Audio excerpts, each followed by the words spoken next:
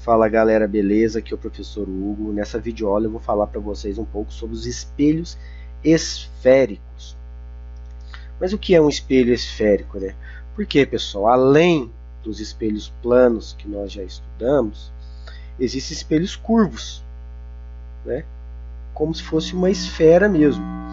Então existem duas situações de espelhos esféricos, que é o espelho convexo e o espelho côncavo.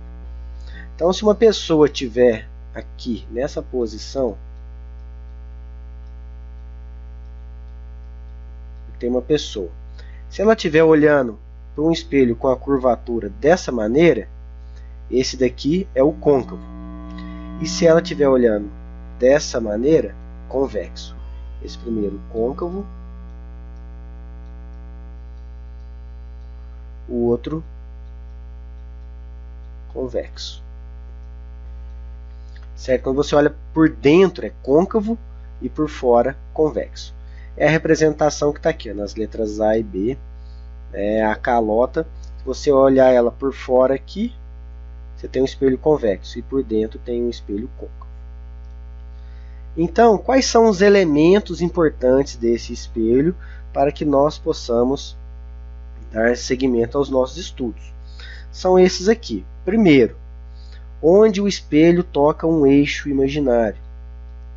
Esse ponto aqui é chamado de vértice do espelho. O ponto médio da superfície refletora de um espelho esférico é o vértice do espelho. Essa linha aqui imaginária é o eixo principal do espelho, certo? O centro, ou raio geométrico do espelho, é como se ele fizesse um círculo completo aqui, seria exatamente o centro dele de raio R, certo? E um outro elemento muito importante nos espelhos esféricos é esse daqui, ó, é o foco. O foco é o raio ou o centro dividido por 2, exatamente na metade. Nós vamos ver que o foco é onde os raios paralelos, ao incidirem, vão convergir, conforme está mostrando aqui, ó. Se eu pegar no primeiro aqui, no espelho côncavo, se eu traçar raios paralelos, eles vão bater no espelho e sempre seguir qualquer raio paralelo que eu mandar no espelho côncavo, todos vão ser refletidos para o foco. Ah, mas e se o espelho for convexo? Eles vão para o foco também, só que numa linha imaginária. Eles vão divergir, só que se eu traçar uma reta imaginária aqui, a divergência sempre vai direcionar para o foco. O côncavo tem natureza convergente e o convexo tem natureza divergente. Então, é importante que nós conheçamos alguns raios principais que vão ser úteis para a gente na hora de estar fazendo os exercícios, porque com esses raios principais aqui nós conseguimos determinar as características das imagens e também posicioná-las. Então, primeira coisa, um raio paralelo. Todo raio paralelo, ao incidir num espelho, seja côncavo ou convexo, ele vai direcionar para o foco. Vejam aqui, o côncavo são os da esquerda e os convexos da direita. Vejam só. No convexo a gente passa a linha imaginária como se ele fosse lá no foco mesmo. E o contrário também é verdadeiro. Se o raio passar pelo foco, ele vai refletir paralelamente à superfície do espelho. Veja aqui no convexo, se ele for direcionado lá no foco, ele vai refletir paralelamente ao eixo principal do espelho. Outro raio muito importante aqui é o raio que incide diretamente no vértice do espelho. Vejam só, bateu no vértice, ele reflete. Ângulo de incidência igual ao ângulo de reflexão, igual às leis da reflexão. Incidência igual a reflexão, não há alteração nenhuma. Vejam só, seja no côncavo, seja no convexo, se ele bater exatamente no vértice, ele reflete com a mesma angulação. Se o raio incidente passar pelo centro de curvatura do espelho côncavo, ele vai refletir exatamente sobre ele mesmo. Se ele passar pelo centro, ele reflete exatamente sobre ele mesmo. O mesmo vale no côncavo, igual no convexo, quando eu faço o prolongamento do raio. Ele bate e reflete exatamente na mesma posição, reflete sobre si mesmo. Campo visual. Sobre campo visual, as considerações são as seguintes. Quando o espelho é convexo, ele apresentam, como eu já disse anteriormente, os raios são divergentes, então eles ampliam o campo visual do observador, certo? Por esse motivo, o retrovisor de um carro aqui ele tem natureza convexa. Como ele amplia o campo visual, ele diminui o tamanho da imagem, mas ele amplia, ele tem uma imagem menor, só que um campo visual, vou enxergar mais coisas, só que a imagem diminui de tamanho. É exatamente o que eu disse aqui, ó.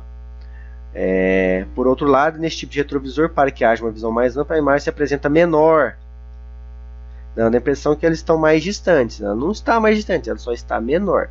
Já o côncavo tem natureza de imagem convergente, ou seja, ele tem um campo de visão menor, só que a visão é maior, é ampliada. Vejam só, ele tem a capacidade de ampliar a imagem, só que o campo de visão ele é reduzido, ok? Agora vamos entrar numa parte muito importante, que são a formação das imagens nos espelhos. O primeiro deles, que é o mais tranquilo, que é o espelho convexo, ele só forma um tipo de imagem, seja qualquer que seja a posição do objeto. Então, qualquer lugar que eu colocar o objeto na frente do espelho convexo, ele vai formar um tipo de imagem. E qual que é ele? Vejam só, o que a gente faz? A gente traça um raio paralelo que vai refletir lá no foco, e traça um no vértice que reflete com o mesmo ângulo. O encontro deles vai dar exatamente a ponta do objeto. E qual a característica dessa imagem, que é o mais importante? Aqui está a forma como o passo a passo dos prolongamentos dos raios. Um paralelo que reflete no foco e um no vértice que reflete com o mesmo ângulo. Qual que é a característica da imagem no espelho convexo? Isso aqui que vocês precisam guardar. É uma imagem virtual, porque ela está atrás do espelho. Ela é feita com o prolongamento dos raios.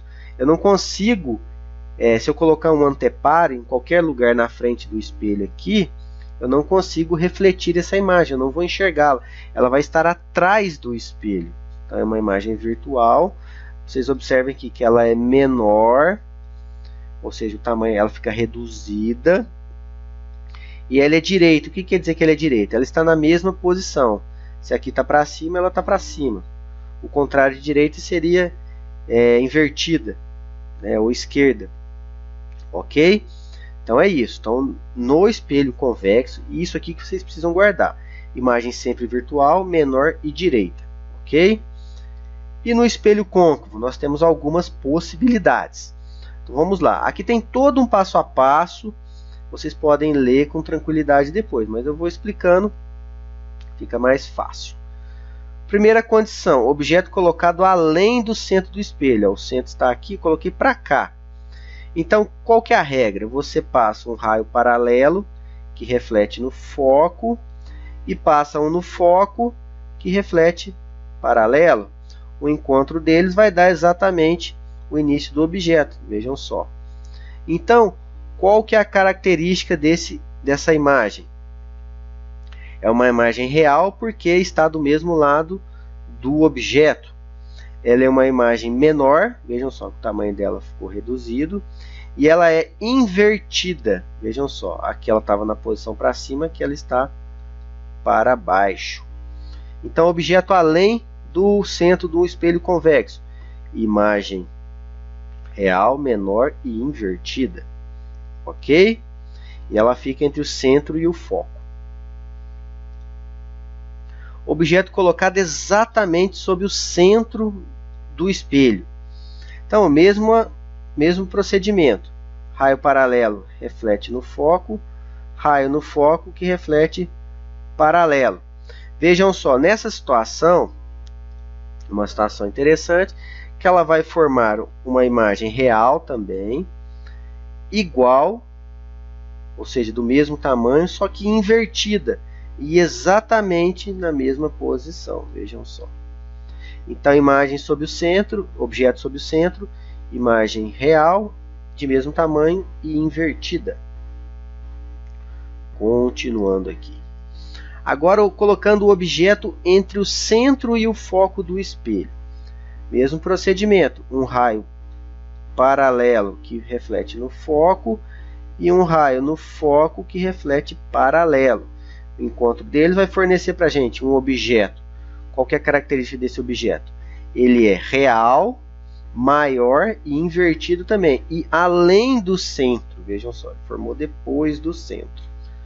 Ok? Essa é a característica do objeto entre o foco e o centro. Vamos para a próxima aqui.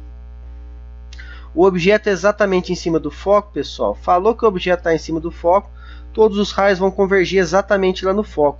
Ou seja, não há formação de imagem.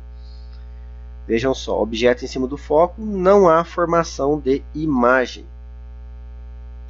E por fim, objeto entre o foco e o vértice, objeto muito perto do espelho. Essa é o único que vai acontecer a situação dele formar uma imagem virtual. Eu vou traçar um raio paralelo que vai voltar no foco, eu vou prolongá-lo, e vou traçar um raio que vai no centro para refletir sobre o centro mesmo. E passo o prolongamento do outro lado. Que imagem eu formei? Formei uma imagem após o espelho. Então essa imagem é virtual. Vejam só, ela é ampliada, maior e direita. Ela não inverteu a sua posição. Ok? Tranquilo. Como nós percebemos, os espelhos podem aumentar ou diminuir o objeto. E isso a gente pode verificar esse aumento. Como é que eu posso calcular esse aumento? De duas maneiras. Obviamente pela altura da imagem dividido pela altura do objeto, ou pela distância da imagem dividido pela distância do objeto. Eu posso colocar isso daqui, ó, HI, posso igualar as duas fórmulas, né, que pode facilitar muito a gente nos cálculos. DI,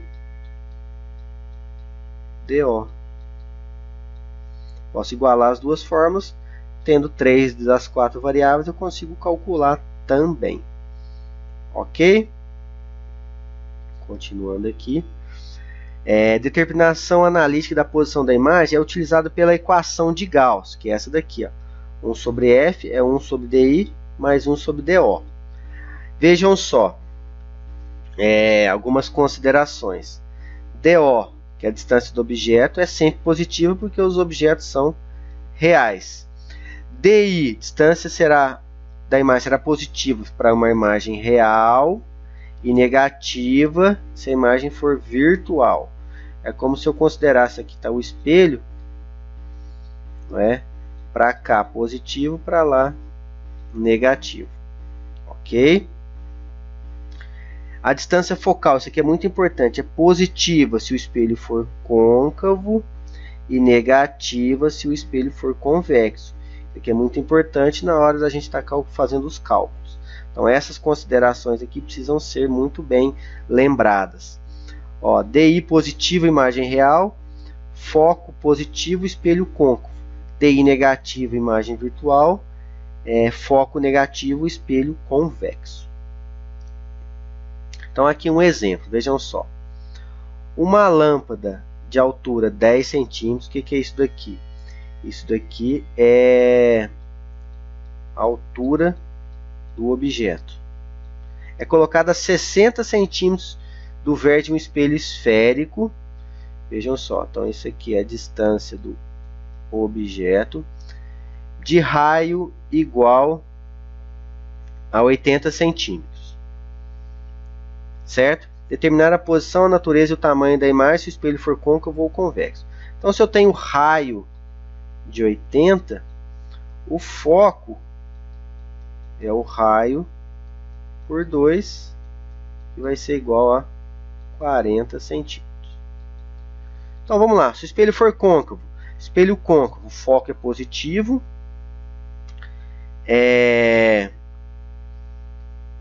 E realizamos os cálculos. Então vamos lá. 1 sobre F, 1 sobre 40. 1 sobre DO, 1 sobre 60 mais 1 sobre DI. Então, meu DI, vejam só, mais 120. Ou seja, ele ficou lá para trás, não é? Era de esperar que fosse positivo isso daqui, porque pela posição, né, do objeto. Porque o objeto está a 60 centímetros do vértice. O foco, ó, ele está além do foco. Porque, vejam só, se a gente voltar aqui, qual a chance dele formar uma imagem virtual no espelho côncavo? Se ele estivesse entre o foco e o vértice, ele está para frente do foco. Então, com certeza ia dar positivo aqui, e deu mesmo, deu 120 centímetros. Ok? Então, continuando. Vejam só, o sinal positivo de DI confirma que a imagem é real. DI é o dobro de D0, concluímos que a altura da imagem também é o dobro. É só colocar aqui. Essa consideração aqui, ó, não precisava ter sido feita. A gente podia jogar na fórmula aqui, ó. HI sobre H0. HI, a altura da imagem eu não tenho. H0 é 10. Distância da imagem 120. Distância do objeto 60. Altura da imagem 20 centímetros. Ou seja, houve uma ampliação. Vejam só. O objeto aqui, o foco 40 centímetros, 60, o centro está a 80. Traça os raios, vejam só como dá perfeitamente, exatamente o que a gente viu na parte teórica. Uma imagem maior, invertida e real. Real porque deu 120 positivo. Ampliada, a gente fez a conta aqui, ó, viu que ela ampliou, certo? E invertida pela posição do objeto. Agora, se o espelho for convexo, o que muda? Aparece esse sinal de negativo aqui, ó, que o foco é negativo. Eu vou chegar num DI de menos 24, ou seja, uma imagem virtual, DI negativo, certo? Então vamos lá, vamos calcular a altura da imagem. HI por H0, o DI 24 por 60, olha só, a altura da imagem de 4 centímetros, 2 vezes e meia menor. Houve uma redução do tamanho da imagem com relação ao objeto. Vejam só, DI, espelho convexo, formação de uma imagem virtual, por isso que deu negativo aqui. Estão vendo? Reduzida, vejam só, uma imagem reduzida. Aqui o desenho.